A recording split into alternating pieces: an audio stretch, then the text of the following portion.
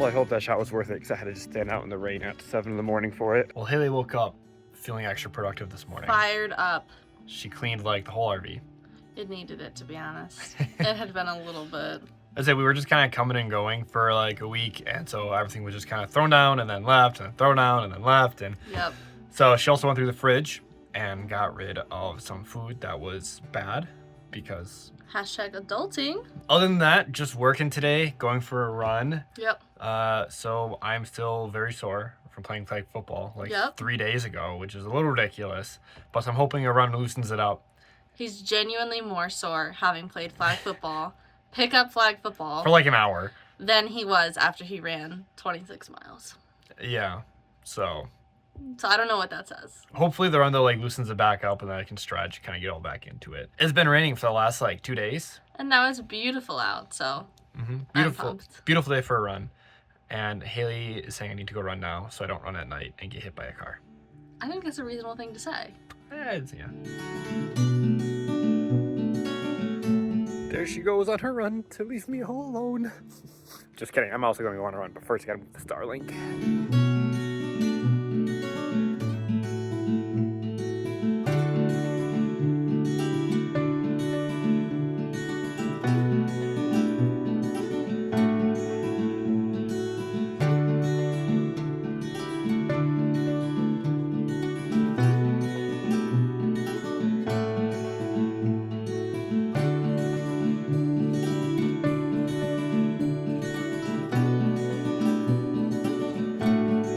It's really windy out here.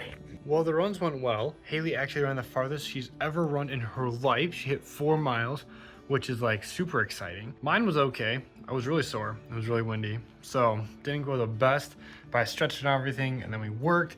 And now Haley left to go to a baby shower. And I am going to walk out and stretch again because my leg is tightened up throughout the day while sitting down. So that's not fun. That's where I'm going to be for the next like hour. Well, we did something really smart and awesome with RVing. We didn't decide to winterize it and drain all the water and everything out of it until it's currently snowing. So we kind of need to do that now because otherwise we might lose all of our plumbing. And that would make me not a happy camper. It might ruin my day, it might not, depending on the day.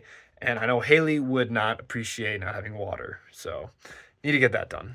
And in case you thought I was lying about the snow, it's actively snowing. So for our water tank, we just have a little valve here that you just turn and then it drains all the water out the bottom. So that's for the water tank. That's not the water in the RV pipes. And then for the water in the pipes, our RV has these 2 valves here for the cold water and for the hot water that just drain everything out. And so you want that empty as well. Just leave those open for now. And then on the inside, you want to make sure you don't have a vacuum with any of your faucets from what I have read. And currently we don't have our water pump on and we don't want it on, but we'll turn it on. We want to select the antifreeze into it. And you also want to make sure that your water heater is empty and you want to bypass the water heater. But to empty the water heater, and so to do that, you just had to loosen this and then the water runs out. And then for the water heater on the inside, you have to make sure you bypass it. Otherwise, when that antifreeze gets in there, it's going to kind of rust and create you issues for the summer. So you want to drain it, bypass it, and then go from there and you don't need to worry about the water heater anymore. Ours happens to be underneath the fridge on the inside here behind this little door. And this is the valve. You just need to twist. Ours only just turns 90 degrees and that's the only valve, and the water heater was working, so that now means we're bypassing it. And then to make sure you get all of the water out of the pipes on the inside and everything, you're gonna need an air compressor with this little handy dandy adapter that connects to the hose, and then you just pump low pressure air through it and it'll just push the water out the valves. And ours connects right there. And in theory, when you pump the air through it, it will push all the water out.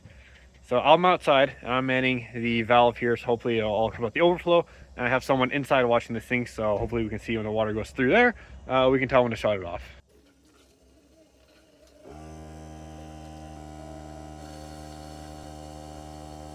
And once all the water is drained out like ours is, you just want to turn off those valves, your drain valves again.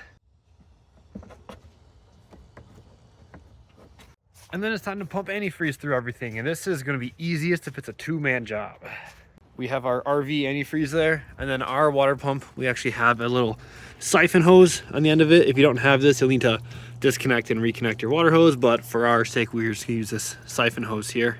So I'm just gonna do that like that. So now we have the cold water on. Theoretically, when we turn the water pump on, the antifreeze will come out the sink. Well, today ended up being actually really eventful. Yeah. We were able to get the RV winterized. Mm-hmm. We both worked actually a surprising amount today. Yeah, a lot. And it snowed today. The first snow of this winter, for better or worse. Which means it's that more important that we got it winterized. And we still need to dump the black tank one last time before it's like officially good. So hopefully we can do that tomorrow, assuming there's not snow on the road. That's it. So it's 10 o'clock, time for lights out. And I need to take my parents to the airport at 4 in the morning. So Woo! These 5 hours of sleep are gonna be magical.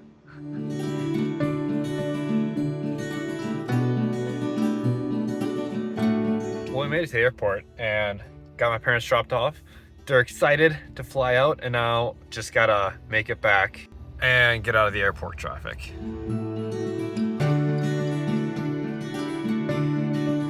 Well, made it back from the airport, and the snow is just getting substantially worse here. Not the most fun of times, but first snow, so still exciting.